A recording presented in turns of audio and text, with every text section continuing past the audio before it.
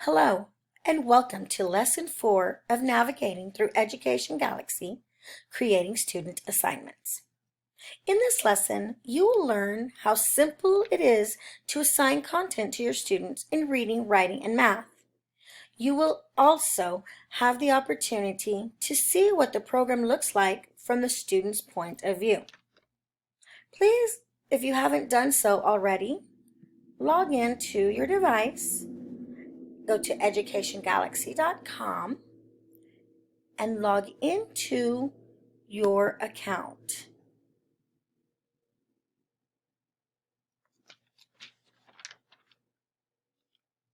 Once logged into your account, go to Student Center, choose Manage Users from the drop-down,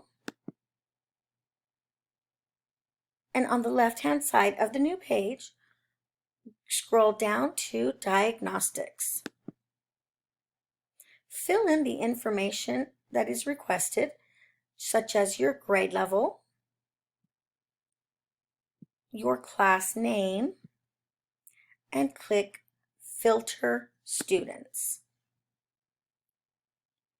Your students should be listed on the table in the middle of the page. And if you look to the far right under Pretest, you'll see that all of your students have an active pretest.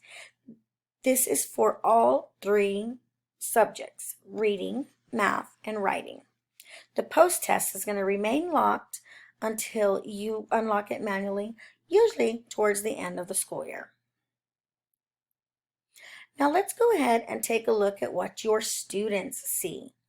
Go back to Student Center, click on View as Student. Again, you'll have to select your grade level and click Continue. Here is what your students will see when they log into their Education Galaxy accounts. Now, I know that there are many tabs here.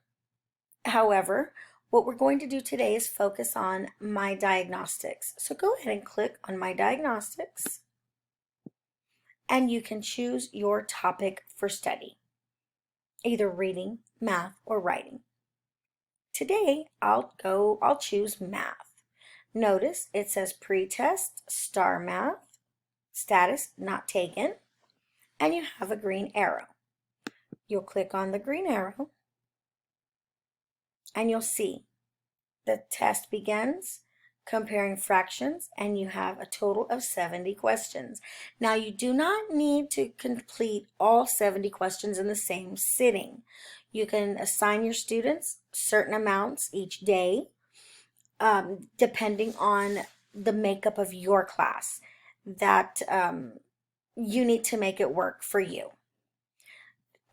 As an example, I'm going to answer a couple of questions. Notice I'm going to rush through them, and you're going to see that I get a message telling me that I am answering questions at galactic speeds. So it would like for me to slow down, take my time, and think.